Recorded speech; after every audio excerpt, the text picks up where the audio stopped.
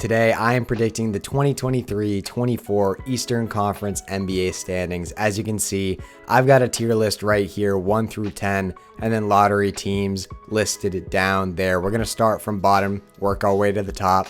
Without further ado, let's get into it. We'll rattle off the lottery teams here first pretty quickly. And the first one is not necessarily 15th. I'm not working 15 to 11 here with the lottery teams. We're just going to list them out. The Detroit Pistons. Now, I like what Detroit did this offseason to set themselves up for the future. I think hiring Monty Williams, even if they did give him an insane amount of money, was a great move because, hey, if you are the Detroit Pistons, you are going to have to throw a larger bag. It's just like free agents, as it is with coaches. You're going to have to throw a larger bag at a person if you want to attract them to their team. So they did that with Monty Williams. I think he's a good fit for this young core that they've been building. Cade Cunningham, hopefully he can stay healthy. This Pistons squad is sneaky deep, and they've got a lot of upside. Up next, the Toronto Raptors. Yeah, we're entering rebuild season for this Raptors squad. Obviously, Nick Nurse is no longer there. He is with the Philadelphia 76ers. Pascal Siakam, his fate with the organization is going to be determined at some point in the near future. They need to take the keys away from him and hand them to Scotty Barnes and the younger crew. And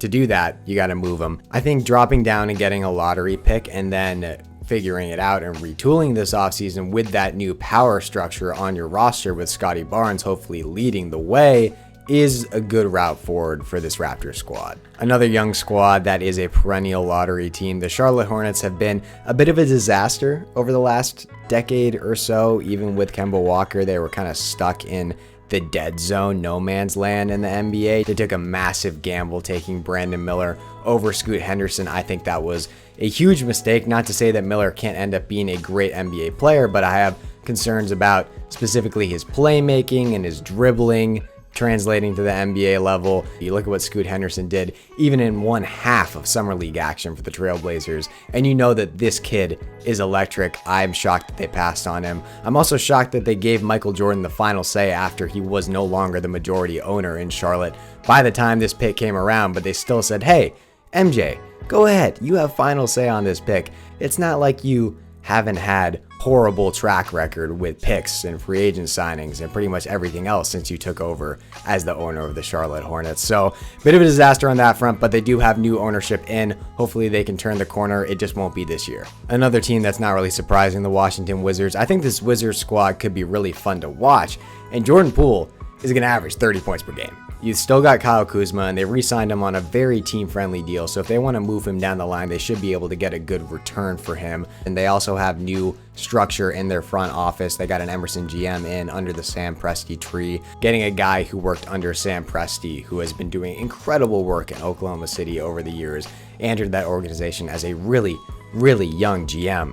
That's who you want. You want guys who have the same mindset as him. So things are looking up in Washington. My final lottery team is the Chicago Bulls. Maybe a bit of a surprise, although this is right around where this team was last year, and they just didn't do enough to upgrade around the edges. It's that simple. The big three of Vooch, DeRozan, and Zach LaVine just is not working, and I understand that a lot of that can be chalked up to Lonzo Ball was supposed to be that ideal fourth piece who really helped facilitate the entire offense, and when he was healthy in Chicago, he had them looking like a top 3 seed in the East. But I don't have high hopes for this Bulls team in general. I just think that it's going to be more of the same in terms of underwhelming offensively and defensively, just not good enough either. In both the 10 and 9, we have teams that were not making the playoffs last year. And number 10, I do indeed have the Orlando Magic, and I understand we're in the play-in range, not the playoffs, but this would be a big win for this Magic squad, which is a really, really fun young team. And we saw Paolo Banchero take his game to the next level in the FIBA World Cup. He was fantastic. I'm a huge Markelle Fultz fan. I think Franz Wagner is ready to take a leap. This team has a lot of young, really talented players, and I think this year is finally when we're going to start to see that translate. So I do think the Magic will make the play-in. Big win for Orlando. They get some semblance of postseason basketball. The 9 seed, another team that was out of the play-in entirely last year, the Indiana Pacers. If you've been watching my videos, you understand how high I am on Tyrese Halliburton. You've got guys like James Harden who just edged him out. to lead the league in assists, but he's working with an elite talent in Joel Embiid, who we can just toss the ball into, let Joel Embiid go to work in the post, take 2-3 dribbles, spin, hit a fadeaway. And if you're in Philly, those are the type of assists that the scorekeeper will give you. But in Indiana, no disrespect to anyone on the Pacers squad, there's no one like Joel Embiid on that team. There's no legitimate number 2 star. Obviously, you've got some shooters on that team. Buddy Hield has quietly been really, really good. He was fantastic last year. Miles Turner, when he can stay on the floor, is a great player. That said, despite being obviously the best player on his team, Haliburton, as we can see, is a legitimate pass first point guard, and that is a rare dying breed in the NBA. So to get a guy like that leading an offense the way he did last season, I think it's only going to be upwards for them in the coming campaign. So I think that they can finish with a 9 seed. Number 8, the Brooklyn Nets, and technically a step in the wrong direction here for Brooklyn, but I just think you've got, as we're going to see, these teams from seed 4 to 8. It's going to be really tight record-wise, and Brooklyn, they just didn't do that much this offseason, again, to upgrade around the edges. And I don't necessarily hate it, because they kept Mikal Bridges as their clear, undisputed number 1 option, as they should have after what he did in the second half of last season. They re-signed Cam Johnson. They gave him a pretty big deal. They believe that those two guys can build as a potential 1 and 2, or maybe 1, and then Johnson really projects more of a 3 or a 2B if you have a really good 2A. But when you commit to those two guys as your 2 top options, and Spencer Dinwiddie is also on that squad, you understand going into the season that your upside is relatively capped. And that is the case with this Brooklyn Nets team. I don't think they're going to be very good from a regular season standpoint. I don't think they're going to make that much noise in the playoffs, but I like what they're doing from a building perspective. I do think they take a little bit of a step down in terms of where they finish in the standings. Number 7, the Miami Heat. They were a play-in team last year and they made it to the NBA Finals, so clearly it does not matter where this team finishes in the regular season. Eric Spoelstra knows that. The players know that. The elephant in the room, this team could have Damian Lillard over the coming days, weeks, months. They could not. It was reported that Dame will honor his contract and play it out for whichever team he's traded to, which obviously gives Miami less leverage than what they were working with in the past. If they do trade for Damian Lillard, they are going to be extremely thin. They lost quite a few quality players this offseason, Max Strus being a significant one. Obviously, they brought Josh Richardson in on a vet minimum. I thought that was a fantastic contract. If they're going to trade for Damian Lillard, we know Tyler Hero is likely going somewhere, even if it's not to Portland. We understand that Caleb Barnes probably gone. We understand that they need maybe 1 or 2 more legitimate pieces, not only for salary matching purposes, but also to meet what Portland is asking for, and then they need to send 3 to 5 first-round picks, potential pick swaps, etc. If they're going to acquire him, then they're going to give up a lot of depth in return. That's just the reality of the situation. And if they don't, then they just don't have enough to win consistently on a regular season standpoint. And as we know, that is Eric Spoelstra's strategy. He is fine resting guys in the regular season. As long as they are fresh for the playoffs, he understands that this team has another gear that they can consistently hit. I think the 7 seed is a realistic landing spot for them. They'll probably win that first play-in game and give the 2 seed absolute hell. Number 6, the Atlanta Hawks making the playoffs. I really like bringing in Quinn Snyder. I think he is a top 3 or 4 coach in the NBA right now. What he did with the Utah Jazz from a regular season standpoint gives me a lot of hope. Trae Young obviously statistically took a bit of a step back, specifically shooting the ball and his efficiency. And personally, I've been saying it. If they can get Pascal Siakam or another legitimate 3rd star, this team could finish anywhere from 3 to 2. Quinn Snyder builds teams to win in the regular season. Obviously, his postseason success doesn't have the best record there, but in the regular season is where Quinn Snyder thrives, and he's a fantastic coach. So they are 1 piece away from making some legitimate noise in the regular season.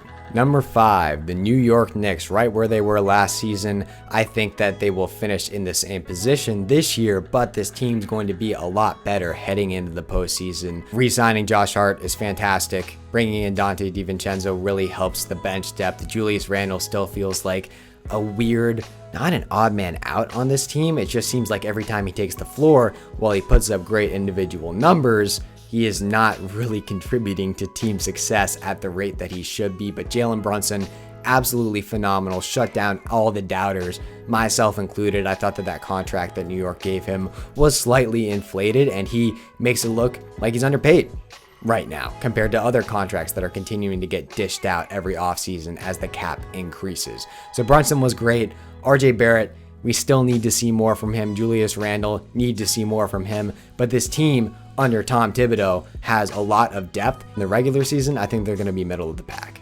Number 4, the Philadelphia 76ers. I think the 4 seed, maybe the 5 seed is really as far as they could slide. And I just don't think this team's going to be very good. I understand that Nick Nurse is another coach that has historically been pretty good at getting stuff out of his guys in the regular season. But looking at where this Sixers squad is, they're likely going to have to trade James Harden for a very minimal return by the time the season starts, likely to the Clippers. But on paper, this team is going to be worse this year than they were last year. And last year really felt like not their last chance to win it all with this core, but you got the best out of Joel Embiid. MVP campaign, 33.2 or whatever it was points per game. He put up incredible video game numbers, and they still couldn't get out of the second round. And to make matters worse, not only could they not get out of the second round, but they blew a 3-2 lead to Boston in the Celtics building. So bit of a disaster there. If I were the Sixers, I would legitimately look at trading Joel Embiid. If you move Embiid now, when he's 30, coming off that MVP campaign, his value will never be higher. You could get a Kevin Durant-esque return package, 2 really good young stars, and 3 to 5 first-round picks. You could get the arsenal that you need to build around this new era of Sixers basketball. I understand that it's really hard to trade a guy like Joel Embiid, especially if he says he still wants to be in Philly. But if they don't trade him now, we could be looking at another Damian Lillard situation a couple of years down the road when Embiid inevitably at 7 feet, 285 pounds, deals with lower body injuries. He already has dealt with them throughout the majority of his career. So if I were the Sixers, I would look to move on, trade Embiid, build around a younger squad. I don't think that's going to happen this year. Could happen next offseason, and I think it'll be propelled to happen next offseason by an underwhelming regular season and postseason campaign in 2023-24. Number 3, I've got the Milwaukee Bucks. The important thing for Milwaukee is, as we've seen over the recent years, they've got a new coach. Now, Adrian Griffin, hopefully he's able to build something new, get some new ideas, systems, concepts into Milwaukee's offense and defense. But as we've seen over the years, the Bucks have been a really good regular season team. They were the 1 seed last year. On paper, they were a juggernaut, and then they lost to the Heat in the first round because they haven't been able to stay healthy in the postseason. Chris Middleton specifically has not been able to stay healthy. They gave him a pretty big contract. They are relying on him to be that number 3 or number 2 option on offense, depending on what Drew Holiday gives you. Just all about the health of the squad. They're going to be a good regular season team again. I think that they could rest their guys slightly more often, just in terms of hoping that they are able to stay fresher and healthier. And if that's the case, then they're going to drop a little bit in terms of wins. I think 3 is about right. Number 2, probably the biggest surprise on this entire list, is the Cleveland Cavaliers. I am quite bullish on this Cavs team. I was really high on them last year, specifically heading into the playoffs. Obviously, they let me down. They got destroyed by the Knicks. That was a fantastic series for New York, specifically defensively. But on paper, this Cavs team is incredibly deep. Donovan Mitchell was fantastic in his first year in Cleveland. Darius Garland is the perfect backcourt complement to him. Evan Mobley and Jarrett Allen are one of the most monstrous defensive front courts in the entire NBA, and they have legitimate offensive upside as Evan Mobley continues to hone his craft. He still had a good year last season. They brought in Max Strus. They desperately needed shooting around their stars. Strus provides that. I love the George Niang pickup. He can also shoot it. Between those two, Karis LeVert and Isaac Okoro, they should have more than enough to get consistent production out of their wing depth. And if that's the case, that is the missing piece this Cavs team has been looking for. I think they could have a huge regular season campaign. We're talking about 55, 56 wins, maybe even contend for this 1 seed, but I think a top 2 seed is certainly within the realm of possibility for them. Number 1, the Boston Celtics. The Celtics squad is a juggernaut. It feels like they've been due to finish as the 1 seed for a little while now. From a roster construction standpoint, this Celtics team is as tough as they have been. Jason Tatum is still there, coming off a huge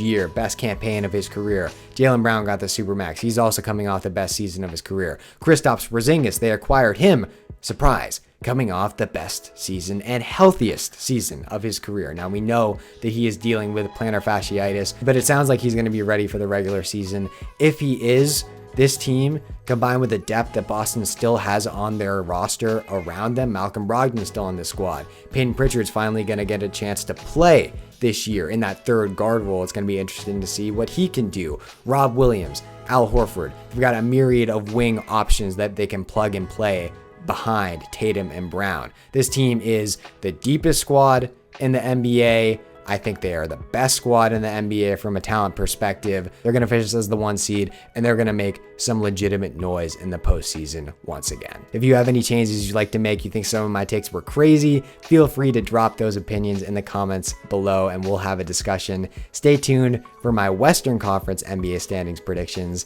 over the next couple weeks.